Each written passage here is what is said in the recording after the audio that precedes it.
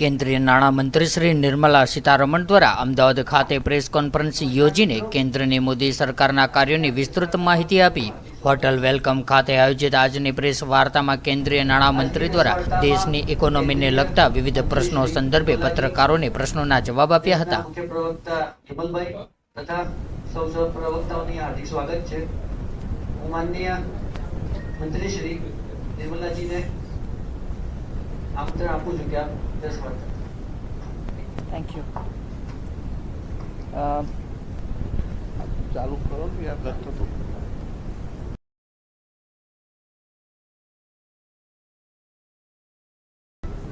सबको नमस्कार. मंच पर मेरे साथ सीए यमल व्यास जी चीफ स्पोक्स पर्सन है, जुबिन अशारा जी को कन्वीनर मीडिया के,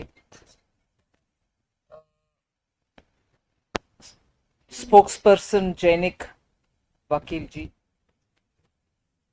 हितेंद्र पटेल जी, रजिका जी और प्रेरक शाह जी और श्रद्धा राजपूत जी.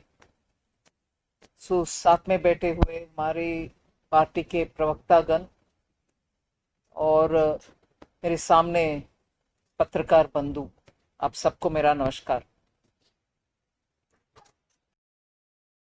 चुनाव के संदर्भ में हम सब प्रधानमंत्री सहित देश भर में हर जगह जाकर के पिछले 10 साल में हमारे सरकार प्रधानमंत्री जी के नेतृत्व में कितने जनता के हित में कामकाज किए हैं, वो ग्राउंड में, जिसे हम बार बार बोलते हैं, सैचुरेशन लेवल तक पहुंचे हैं.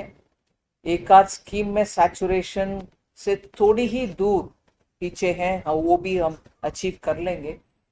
सो इंक्लूसिव ग्रोथ जो बोला जाता है कि गरीब, पिछड़ा, वंचित, शोषित लोग को जो हम अच्छा काम करके उनको भी एम्पावर करना, एंटाइटलमेंट नहीं, एम्पावर करके उनको भी सभी विषयों में उनका आकांक्षा पूरा करने के लिए जो एक्सेस चाहिए उनको, उनके बच्चे के स्कूल, उनके सीनियर बुजुर्ग जो परिवार में है उनको मेडिकल फैसिलिटी का, या परिवार के लिए बेसिक खाना के लिए अनाज, इन सभी विषयों को देखभाल करते हुए घर, शौचालय, पानी, रसोई गैस सब उनको पहुंचे. और ऊपर से जितने भी छोटे क्यों ना हो, उनके छोटा कारोबार जो बिजनेस वो चलाते हैं उसके लिए बैंक के द्वारा बिना कोलैटरल, मतलब सरकार उनके पीछे है, वो कोलैटरल कुछ देने की आवश्यकता नहीं है, छोटे छोटे लोन उनको उनके बिजनेस चलाने के लिए, ऐसे करके सभी वर्गों को, महिला को केंद्रित रखते हुए या महिला को सामने ही रखते हुए पॉलिसी तैयार करके पिछले 10 साल में कितना अच्छा सुशासन चलाए, उस विषय को जनता को लेके जाने के लिए इलेक्शन के संदर्भ में हम सब सभी जगह जा रहे हैं. मैं आज उस संदर्भ में गुजरात में आई हूँ. सुबह गुजरात चैम्बर ऑफ कॉमर्स और चार्टर्ड अकाउंटेंट्स जो ना दोनों जॉइंटली जो मीटिंग रखे उनके सदस्यगण के लिए, उसमें उनसे इंटरेक्ट करके अभी आई हूँ इधर. और इस प्रेस वार्ता के द्वारा आपसे भी संपर्क करने के लिए मेरा कोशिश है. ओपनिंग रिमार्क्स में ज़्यादा ना बोलते हुए आप चलाइए. वन बाय वन माइक તમને આપશે. નામ આપનો પરિચય અને પછી પ્રશ્ન.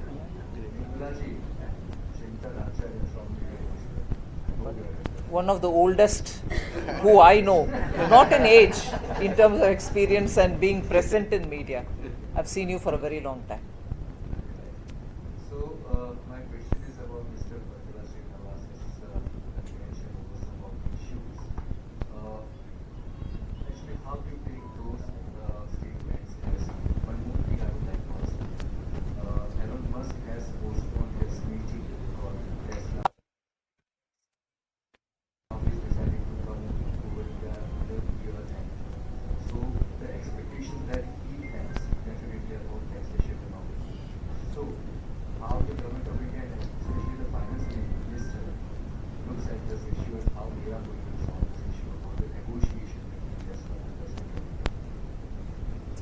See, policy is made in India to attract investment. I'm answering your second question first.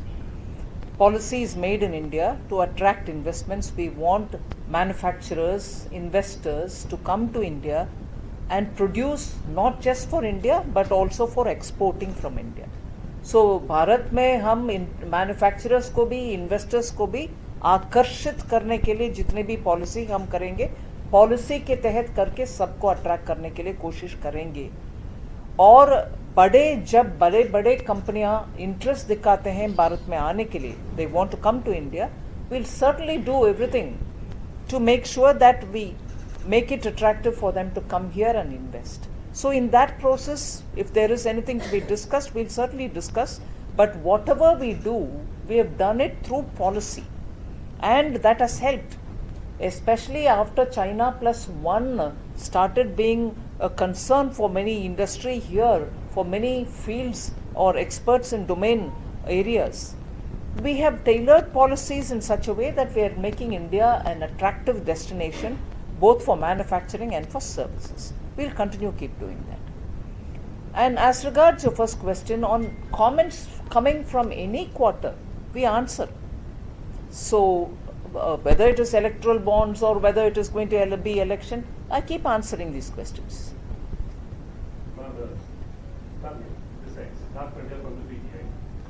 What is your take on the Section 43BH of the income tax?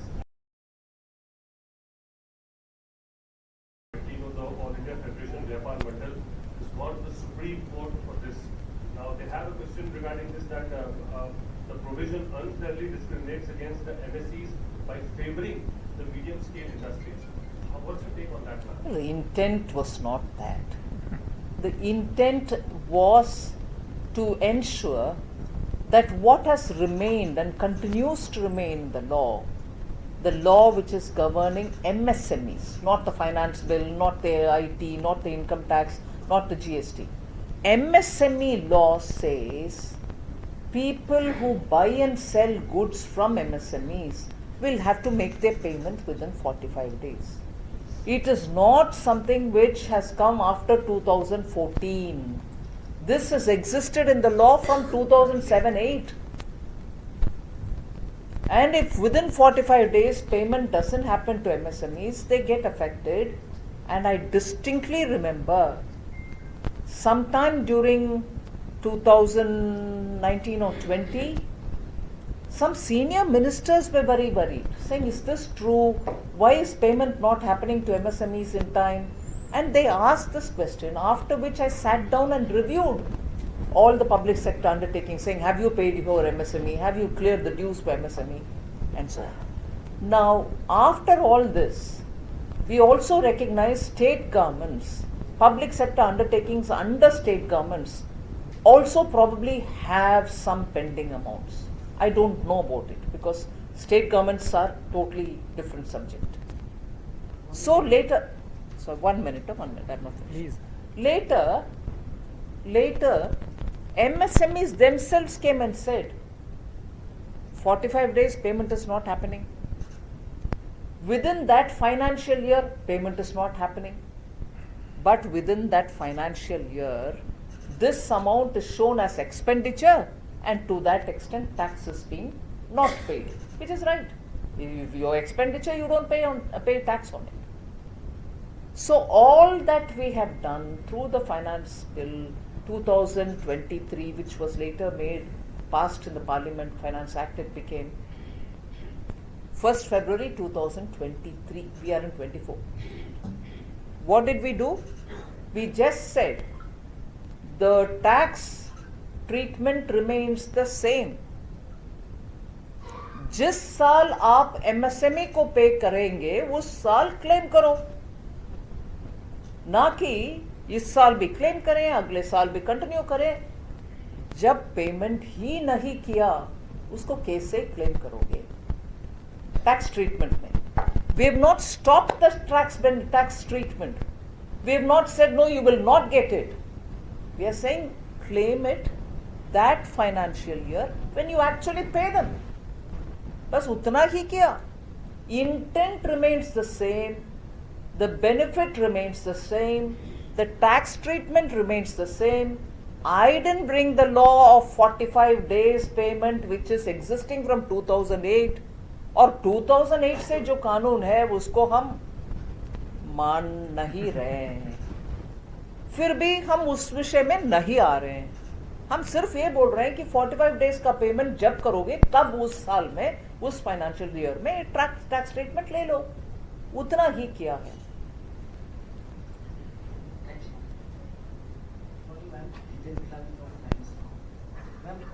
Telangana CM ने times now को इंटरव्यू देते हुए कहा है कि BJP का जो सनातन पर दिया हुआ स्टेटमेंट है वो परमिसेबल है। क्या आपको लगता है कि इंडिया अलायंस में ये एक और सूट पड़ चुकी है कि का स्टेटमेंट परमिसेबल है और इस तरीके के बयान उनको नहीं देने चाहिए? वो कांग्रेस के मेंबर है ना, कांग्रेस इंडी अलायंस में एक मेंबर है ना। सो विषय ये है कि इंडी अलायंस एकजुट नहीं है, ये बार बार एक एक राज्य से दिखाते हुए हम इस चुनाव में आगे बढ़ रहे हैं। सो ऑपोजिशन एकजुट हो गया, इंडी अलायंस है, बातों में भी नहीं रहा। और अगर वो स्टेटमेंट जो मंत्री तमिलनाडु से उदयनिधि जी बात किए हैं उससे कांग्रेस सहमत है, तो कांग्रेस के चीफ मिनिस्टर तेलंगाना का बयान ऐसे क्यों आएगा? इंडी अलायंस में मतभेद खूब है, क्रिटिकल इश्यूज के ऊपर है, इसीलिए वो अलायंस जमा नहीं है। नाटक कर रहे हैं कि अलायंस हमारा वगैरह। अगर एक ही प्लेटफॉर्म में बैठकर बात करते हैं, सिर्फ ये बात करते हैं मोदी जी को कैसे हटाना, बस इस देश को कैसे आगे ले जाना, उनका प्रपोजल क्या है, वो क्या क्या करना चाह रहे हैं इस देश के भलाई के लिए, और जब 2047 डेवलप्ड इंडिया हम चाहते हैं उसके लिए वो क्या करने वाले, ये सब के ऊपर उनका ध्यान नहीं है। So more and more statements Congress या बाकी सब अलायंस मेंबर्स में जो आता है वो सब इसी मतभेद को खुलासा करते हुए ही आ रहा है। और ऊपर से मैं याद दिलाऊं आपको, बिहार में, उत्तर प्रदेश में, कहीं और में केसेस है उनके ऊपर।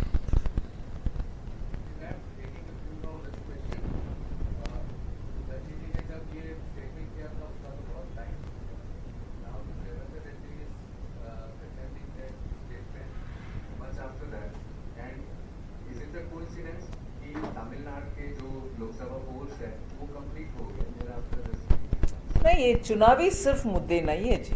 तमिलनाडु के राजनीति में मेरे बचपन, मेरा पैदावार सब उधर ही हुआ।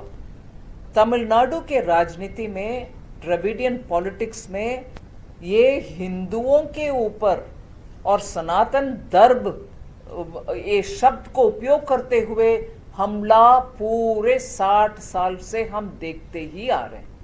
ये चुनाव के समय ज्यादा होगा, but through out the year ये जारी है। उधर अवमानना जितना भी उधर होता है, हिंदी के ऊपर होता है, हिंदू के ऊपर होता है, देश के हित में जो बातें होते हैं, नेशनलिस्टिक स्पिरिट में, उसके खिलाफ होता है। तमिलनाडु में ये बार बार हम सुन रहे हैं। से चुनावी ऑफ कोर्स मुद्दा उनके लिए है, मगर ये अवमानना पूरे साल में हम सुनते आते हैं। अतुल भाई,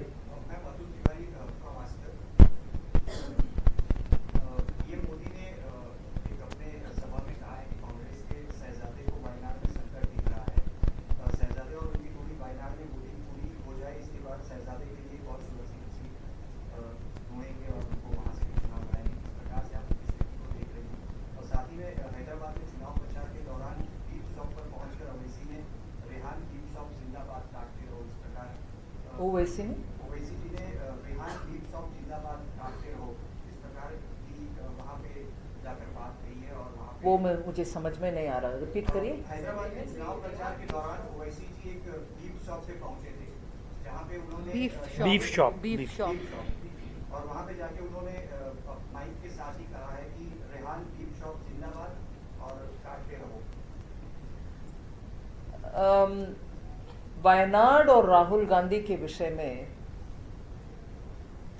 पिछले 10-15 दिन और उनके अनाउंसमेंट, उनके नामांकन के अनाउंसमेंट होने से पहले ही उनके अलायंस पार्टनर्स अलग अलग तरीके से उनके खिलाफ वाली बात बोलते ही आ रहे हैं। सीपीआई के वरिष्ठ नेता डी राजा के श्रीमती जी उधर कंटेस्ट कर रहे हैं, जब सीपीआई इंडी अलायंस में पार्टनर है। और chief minister Pinarayi Vijayan CPM जो इंडी अलायंस के पार्टनर है, वो बार बार बोल रहे हैं वो क्यों इधर आना है, राहुल गांधी जी इधर क्यों, वायनाड में क्यों आना है। और जब पिछले 5 साल वायनाड से एमपी थे, वायनाड और केरला का विषय एक भी पार्लियामेंट में नहीं उठाया, ये विषय भी चीफ मिनिस्टर साहब बोल चुके हैं। इसीलिए और मुख्य विषय हम नोटिस करना, इंडी अलायंस के अंदर मतभेद है और राहुल गांधी का इतना समर्थन नहीं है, ये सब पहचानते हुए, रिकॉग्नाइज करते हुए हम एक और विषय नोटिस करना है। कांग्रेस के उम्मीदवार, इंडी अलायंस के उम्मीदवार, ऐसे मानेंगे सीपीआई का कैंडिडेट है, फिर भी कांग्रेस के झंडा लेकर जाने में से इनकार कर रहा है, खुद के पार्टी के फ्लैग लेके जाने में इनकार कर रहा है। He does not want to take Congress flag in his rallies. क्यों? मुस्लिम लीग उसको अपोज कर रहा है कि आपके फ्लैग नहीं चाहिए, इधर चले जाओ, आप उम्मीदवार हो, ठीक है, आ जाओ, कंटेस्ट करो, मगर फ्लैग हमारा होगा। कांग्रेस अपने फ्लैग तक छोड़कर उनका उम्मीदवारी उधर चला रहे हैं। देश के हित में काम करने के लिए कॉन्स्टिट्यूशन के ऊपर हाथ रख के हम जब स्वेरिंग इन करते हैं, अपने फ्लैग को बचा नहीं पा रहा, ये देश को बचाएगा क्या? वो राहुल गांधी और वायनाड। आपने दूसरे प्रश्न पूछे ओवैसी के ऊपर। ओवैसी जी जो अभी सिटिंग पार्लियामेंट मेंबर है, वो ओल्ड सिटी हैदराबाद से जीत कर आते हैं। उनका राजनीतिक बयान कभी भी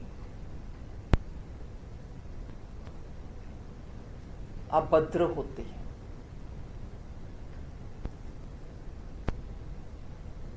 मुझे आश्चर्य नहीं होता ऐसे बयान उन्होंने दिया। सांसद भी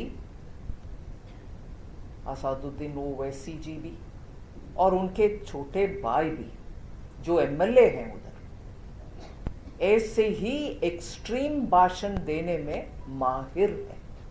इसलिए मुझे आश्चर्य नहीं होता ऐसे बयान आया। पायल ने Ma'am, you've been going around the entire country and obviously the Prime Minister has also been saying कि अबकी बार 400 पार, but the Gandhi sibling seems to be seeing that you will wrap up at 150 or 180. They say that that number can only be exceeded if the EVMs come to your support like always. I want to ask them, being in opposition, did they manage to have the EVMs with them for winning Karnataka, for winning Telangana, for winning Himachal Pradesh? They are mortally scared now that the BJP is coming back and coming back with huge majority. So they've already started doing a twofold campaign. Create this narrative that no, they are not getting more than 150 so that people can be confused, saying, oh really, BJP probably will not get more than 150, when they themselves will not probably cross 100. But look at their, audacity to put out saying BJP will not get more than 150. So one is out of fear of losing and losing badly, they want to put this narrative out so that people can be confused. No, people are not confused. People are not going to be confused. Second, on the EVMs, it's no longer even worthy of discussion. Even the Election Commission has gone repeatedly to prove that the EVMs cannot be hacked. They've said this before the Supreme Court. the election commissioner, the chief election commissioner, has said it is a settled case.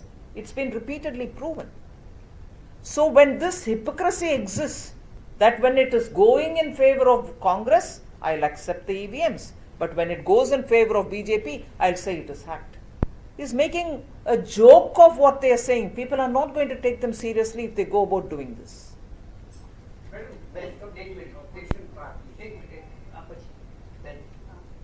मैं राजल from ABP. ऐसे क्या वजह है कि dollar के सामने रुपया है जो लगातार गिरता जा रहा है, आपका क्या मानना है? मैम, इस विषय को मैं बार बार एक्सप्लेन करती हूँ और अभी भी उस डोमेन एक्सपर्ट्स भी इस बात में बात कर रहे हैं कि यूएस इकोनॉमी, यूएस डॉलर्स, इनका जब पोजीशन हार्डन होता है, रुपी उनके खिलाफ एक्सचेंज में वॉलेटाइल हो जाता है। मैं इसका कॉन्ट्रास्ट के लिए बात बोल रही हूँ, rupee against the yen, rupee against the euro. आप एक बार कंपेयर करके देखो। रुपी, क्योंकि हमारा economic situation, macro economic situation, foreign exchange reserve, inflation, economic strength in terms of growth, इन सब के कारण रुपी उनके अपने ताकत में बाकी करेंसी के खिलाफ स्टेबल रह रही है।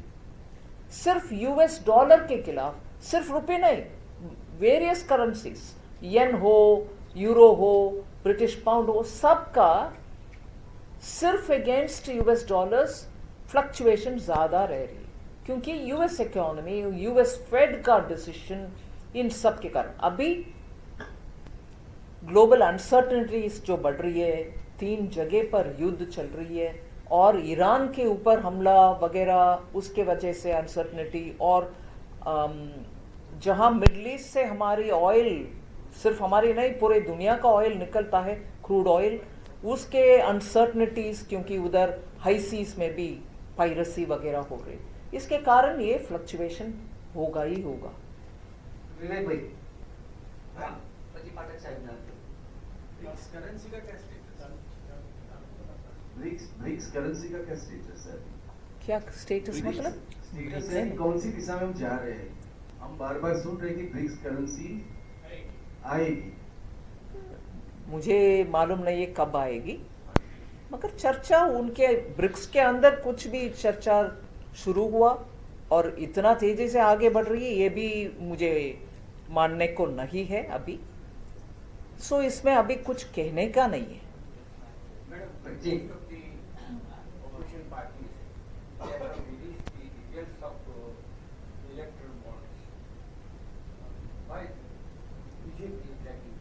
Sorry, please say that again.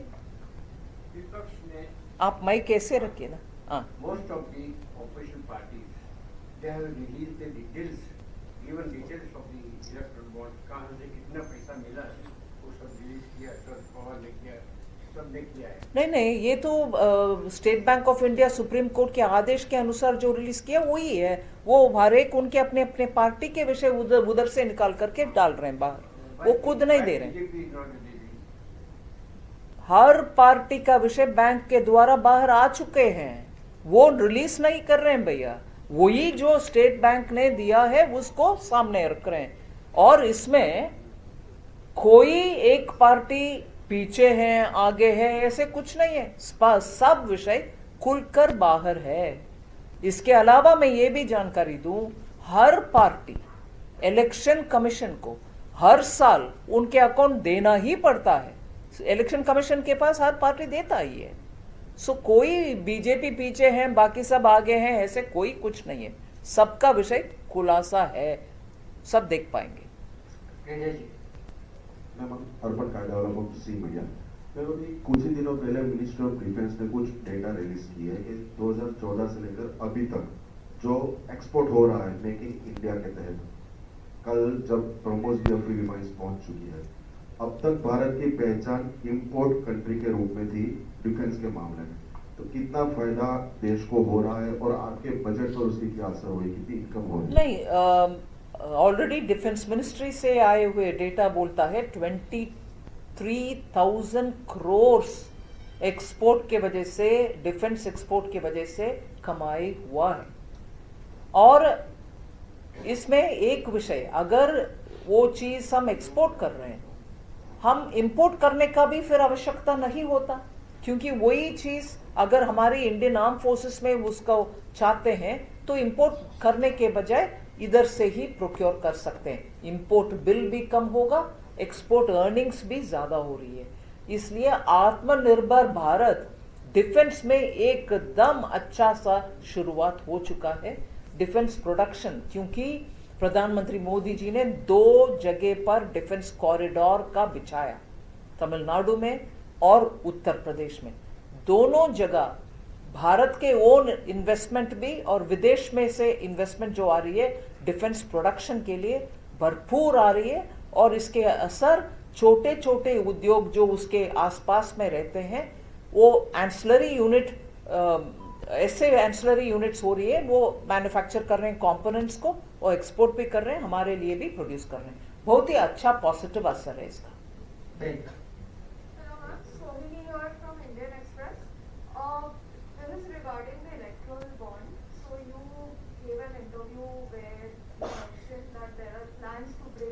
electoral bond back with certain changes and after consultation with certain stakeholders. So in this specifically, who are these stakeholders? No, 1 minute, ma'am, 1 minute. I gave an interview and I wish you read that interview more for particular words that I've used. I didn't say we have a plan to bring. I was asked, would you want to do something on it? I said, if we have to do it, we will certainly have to see how all the stakeholders are going to give us our inputs. It should certainly be better than what this electoral bonds were. This was much better a step than what was prevailing earlier, where there was no regulation, no law, no nothing governing, it was free for all. This brought in a certain transparency in that both the bond buyer and the redeemer are putting their monies into the bank account. As a result, it brought a clear-cut thing that it is not cash which is being transacted, it is money which is going into the account. And therefore, if in future we have to do something, we will have to do it after consultation. That's how far I went. I didn't say there is a plan with me. I didn't say I'll consult so many different stakeholders and not others. Nothing was specific.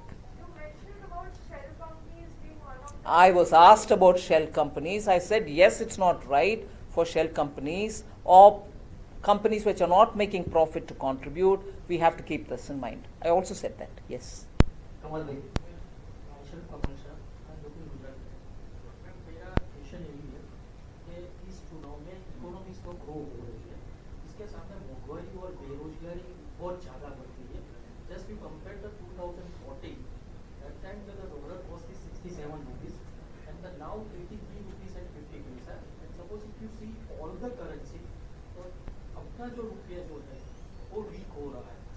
Either किसी भी currency के सामने देखिए तो अपना रुपया जो week हो रहा है और महंगाई और बेरोजगारी बढ़ रही है। What is it? महंगाई महंगाई, okay, महंगाई, okay, okay. महंगाई और बेरोजगारी बढ़ रही है। तो इसमें इस चुनाव में ऐसा कोई इश्यू भी आप नहीं लेके आए कि और महंगाई कम करेंगे या बेरोजगारी को कुछ कम करेंगे, ऐसा कुछ आप लेके नहीं आए। मैं मानती हूँ आप पॉलिटिकल पार्टीज जो विषय उठा रहे हैं उसको आपके प्रश्न के रूप में प्रश्न इधर पूछ रहे हैं, ना कि आपके अपने ओपिनियन। सो नहीं, ठीक है, ठीक है। No, I am asking you, don't get offended, I am asking you. I am saying probably you are putting a question which opposition is saying. Now you are saying no, it's not opposition, it's my opinion. Let me humbly tell you, it's not right. Let me humbly tell you what you're saying is not right. Why? Inflation has not crossed the tolerance band under Prime Minister Modi's 10 years. You please take the data and see it. Not 1 month has it crossed. Probably just 1 month it crossed narrowly, but it has always been under the tolerance band. Whereas earlier, because you brought in rupee value in 2014, I want to tell you this. rupee value, whatever maybe it was in 2014, you were a fragile economy. You were under, if there is a list of 100 economies and the bottom economies are all fragile, you were within 5 in that bottom, नीचे से 5वीं. उस समय आपके currency जो भी value है भाई, उसका क्या महत्व है? इकोनॉमी शर्मरा रही है. उस समय करेंसी का वैल्यू के बारे में कोई कुछ सोचता नहीं है. इस देश में क्या उम्मीद रख सकते हैं, नहीं रख सकते हैं, वही था सोच उस समय. उससे हम इतने कड़ी मेहनत के बाद टॉप 5 में एक हो गया है. We are one among the top 5, we are in the 5th position. और ये कॉन्फिडेंटली हम कह पा रहे हैं कि अगले 2 साल 2.5 साल के अंदर 3री स्थान पर पहुंचेंगे.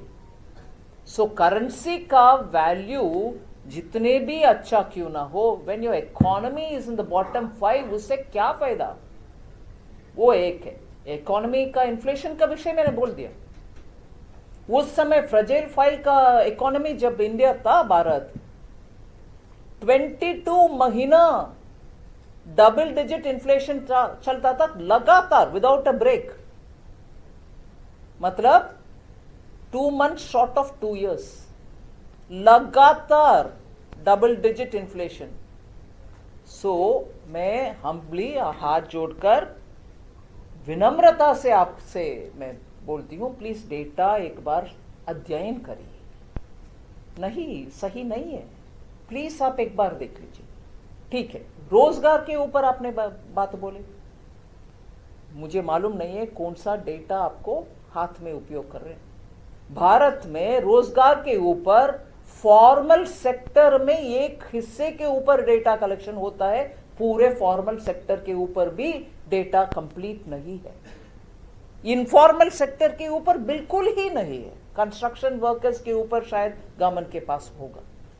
डेटा ही इनएडिक्वेट है. मैं गर्व से नहीं बोल रही हूं, मैं एक कमजोरी में मान रही हूं. डेटा इनएडिक्वेट है. कोई उसको अध्ययन करके कुछ कंक्लूजन में आने का रिस्क कर नहीं सकते. इसीलिए रोजगार के विषय में मैं सिर्फ आपको ये बोल रही हूं, हर एक छोटे छोटे स्कीम के द्वारा जितने भी पैसा गया लोगों को, स्टार्टअप को जितने सपोर्ट दिए कि 2016 से लेकर आज तक इस देश में 78,000 तक स्टार्टअप्स रजिस्टर्ड है. क्या वो एक आदमी का स्टार्टअप होगा या एक प्लस कम से कम 2-3 का? दूसरा, उन स्टार्टअप में से यूनिकॉर्न कितने बने? 100 से ज्यादा यूनिकॉर्न है. क्या वो एक बंदा का कंपनी है कि एक के नीचे 10-15 लोग काम करेंगे? तीसरा, उसमें से डेकोक्रॉन इतना हो गए. सिमिलरली प्रश्न उठता है कि एक बंदा डेकोक्रॉन बिल्ड करता है कि उनके नीचे लोग हैं? स्वनिधि स्ट्रीट वेंडर्स को जो देते हैं वो खुद चलाता है रेडी पटरी, मगर उनके साथ एक बंदा कम से कम काम कर रहा. इन सब के ऊपर हम डेटा निकाल करके बैंक से जब देखते हैं, करोड़ों के संख्या में लोगों को सपोर्ट मिला है. उसका मतलब, और इसके अलावा लास्ट में बात बोल रही हूं, पिछले अक्टूबर 22 से लेकर नवंबर 23 तक प्रधानमंत्री जी हर महीना रोजगार मेला के द्वारा कुल मिलाकर के 10 लाख लोगों को सरकारी नौकरी दिए. So I hope it answers. Last Jayesh Patadia, Mantavya news. Unemployed की मैं बात करूंगा. ये इंटरनेशनल लेबर ऑर्गेनाइजेशन का एक रिपोर्ट है, इंडियन एम्प्लॉयमेंट रिपोर्ट 2024. तो उसमें कहा गया है कि भारत में हर 3 में से 1 युवा बेरोजगार है. तो आने वाली सरकार पर जो है वो बेरोजगारी है, वो सबसे बड़ा पड़कार होगा. मैं रोजगारी के ऊपर इतना विवरण से अभी ही मैं बोली हूँ. वो मैंने सुना, लेकिन मेरे पास ये रिपोर्ट नहीं, वो ठीक है, वो ठीक है. मैं डेटा के विषय में आपका ध्यान आकर्षित कर रही हूँ. डेटा कहीं से भी आने दो, मगर भारत में इनएडिक्वेट है रोजगारी के ऊपर. लास्ट आपके होम स्टेट में आपका क्या असेसमेंट है? प्रधानमंत्री बहुत अच्छा है, कैंपेन अच्छा चला। प्रधानमंत्री जी खुद इतना अटेंशन दिए तमिलनाडु के इश्यूज के ऊपर, तमिल भाषा के ऊपर, चुनाव से पहले से ही, और जब भी वो इंटरनेशनल फोरम्स में बात करते हैं तमिल के ऊपर बहुत ही करते हैं। और तमिलनाडु में केंद्र सरकार के द्वारा जितने भी डेवलपमेंट काम होना है वो सब ठीक ठाक चल रही है। इसलिए मुझे लगता है अच्छा बस है और वोटर टर्नआउट भी रीजनेबली गुड है। देखते हैं। Thank you very much. આજની આ પત્રકાર પરિષદમાં આપ સૌ મિત્રો અહીંયા હાજર રહ્યા, આપ સૌનો ખૂબ ખૂબ આભાર. Thank you. Subscribe now and press the bell icon. Never miss an update.